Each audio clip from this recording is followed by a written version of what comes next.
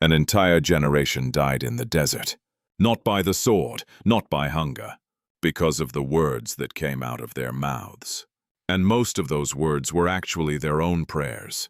There are 6 prayers you pray when you're broke, that close the very door God is trying to open for you. First, why is it always me? You don't think of this as a prayer, but without knowing it, you're complaining to God. There was a group of people in Egypt always complaining. Numbers 14:28. Whatever you have said in my hearing, I will do to you. This isn't a threat. It means whatever comes out of your mouth, you live it. You say my money runs out fast. And God says, all right, it'll run out fast. Nobody over the age of 20 set foot on that land. Whatever came out of their mouths struck them like a sentence. This month, how many of the words God heard from you were complaints? If you've prayed this one, you drop a single word in the comments. Guilty. But the second one is sneakier, because the second one sounds religious. Second, God, send me this exact amount. You pray and you set the amount yourself. God, give me this much money. God appeared to Solomon and said, ask for whatever you want. Solomon didn't name a number. He didn't ask for money. He asked only for wisdom. You want the result. He wanted the capacity. If God gave you all the money you asked for, a few months later, you'd be right back where you started. Here's the thing. The one being blamed isn't you. It's the lines you've memorized. You don't even say the third one out loud. The third one, you keep hidden inside. Third, give me what he has. You're scrolling your phone.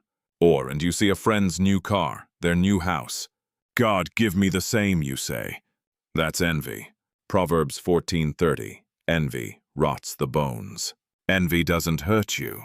Well, it rots the very thing that holds you up. You have no idea what it cost him to get that car.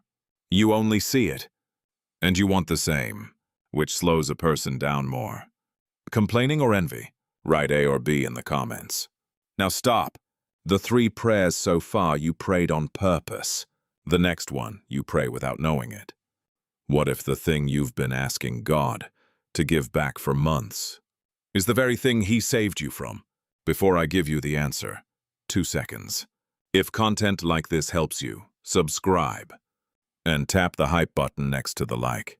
For a channel this size, it genuinely makes a difference. Fourth, please don't take them from me. This is the prayer you pray without knowing. You have a relationship, or a friend, a job. Everything's going fine. And suddenly distance creeps in. And at night you pray, please give them back to me. What if that distance isn't an unanswered prayer? But the answer itself. Proverbs 13:20. Whoever walks with fools suffers harm. In Hebrew, that word isn't hurt. It means shattered to pieces. The people who stood next to the prodigal son while he spent his money didn't give him a single meal once it ran out. Sometimes God tears something away from you to protect you. And right at that moment, you keep praying it back. And then you can't see the road ahead. The door isn't closed. The 5th one looks the most innocent. Nothing is ruined if you've prayed these. Almost everyone named in Scripture prayed at least one of them. The difference was, they didn't stay there. 5th, I don't deserve this. You think this is humility, but it isn't. The prodigal son turned to his father. Father, I'm not worthy to be called your son. Make me one of your hired workers. His father didn't wait for that speech to finish. He saw his son from far off and ran. You don't need to remind God you're unworthy. He already knows. And he runs anyway.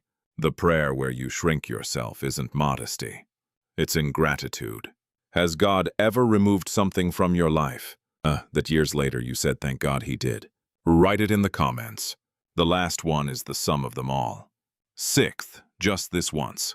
The prayer where you bargain with God. Jacob did exactly this at Bethel. If you protect me, if you give me bread, then you'll be my God. A prayer that starts with if isn't a prayer, it's a contract. And you do this every month when you're squeezed. You run to him in trouble, when the rest of the days you don't even say his name. This cycle doesn't leave you broke. It leaves your relationship with God broke. So what's the right prayer? Don't ask for a number. Ask for the door. Don't ask for what was removed back. Ask why it was removed. And drop the words, "I don't deserve." He's already running toward you. James 1:5. If any of you lacks wisdom, ask God, who gives generously to all, without finding fault.